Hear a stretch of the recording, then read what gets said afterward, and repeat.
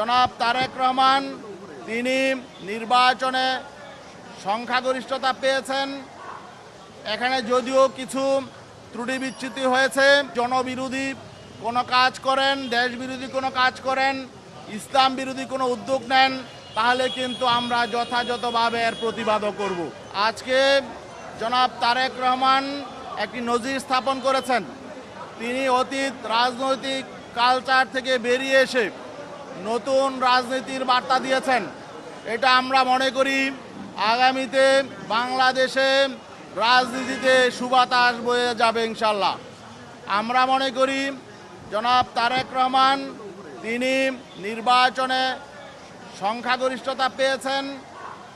এখানে যদিও কিছু ত্রুটি বিচ্যুতি হয়েছে, এই বিষয়টা আমরা বলেছি যাতে এগুলো সুষ্ঠু তদন্ত হয়, নিরপেক্ষ তদন্ত হয়। তারপরেও যেহেতু তিনি সংখ্যাগরিষ্ঠতা পেয়েছেন, আগামী দিনে তিনি শপথ নেবেন প্রধানমন্ত্রী হিসাবে।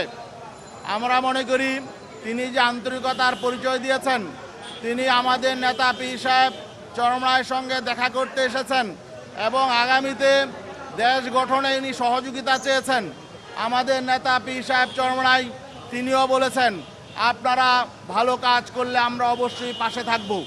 তবে যদি জনবিরোধী কোনো কাজ করেন, দেশ বিরোধী কোনো কাজ করেন, ইসলাম বিরোধী কোনো উদ্যোগ নেন, তাহলে কিন্তু আমরা যথাযথভাবে এর প্রতিবাদও করব। তিনি তা স্বাগত জানিয়েছেন। তিনি বলেছেন অবশ্যই রাজনৈতিক দলগুলো স্বাধীনভাবে রাজনীতি করবে, তবে প্রতিবাদ করার আগে, আন্দোলন করার আগে আমাদেরকে আলাপ আলোচনা চালিয়ে যেতে হবে। আমরা বলেছি অবশ্যই আমরা একটি নিয়মতান্ত্রিক রাজনৈতিক দল, আমরা অবশ্যই গঠনমূলক রাজনীতি করব। আমরা নিয়মতান্ত্রিকভাবে সরকারকে ভালো কাজের পরামর্শ দিব এবং দেশ বিরোধী জনবিরোধী কোনো সিদ্ধান্ত নিলে আমরা তা আলাপ আলোচনার মাধ্যমে সমাধানের চেষ্টা করব। আর যদি সেই সমাধানের পথে সরকার যেতে না চায়, তাহলে অবশ্যই জনগণকে নিয়ে আমরা প্রতিবাদ করব ইনশাল্লাহ। আমরা আশা করব আগামী দিনে নতুন রাজনীতি হবে, সৌহার্দ্যের রাজনীতি, সম্প্রীতির রাজনীতি এবং ঐক্যের রাজনীতি, সংহতির রাজনীতি।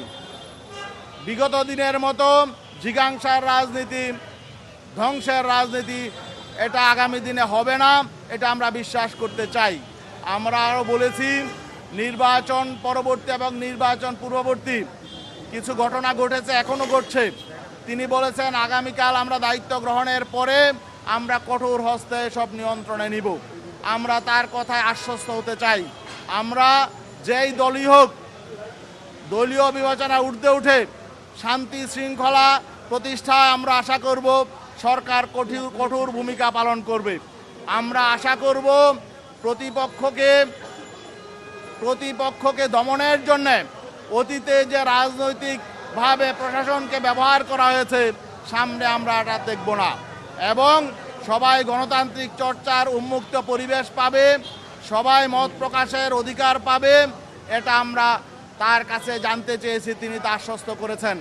আমরা আশ্বস্ত হতে চাই আগামী দিনে আমরা একটি নতুন বাংলাদেশ দেখতে চাই। আমাদের মতের ভিন্নতা থাকবে, চিন্তার ভিন্নতা থাকবে, কিন্তু আমরা বলেছি জাতীয়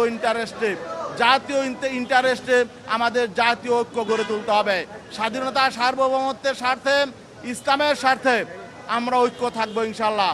তিনি বলেছেন মরহুম প্রেসিডেন্ট জিয়াউর রহমান সংবিধানে যে বিসমিল্লাহ দিয়েছিল, সেই বিসমিল্লাহ পুনর্বহাল করবে।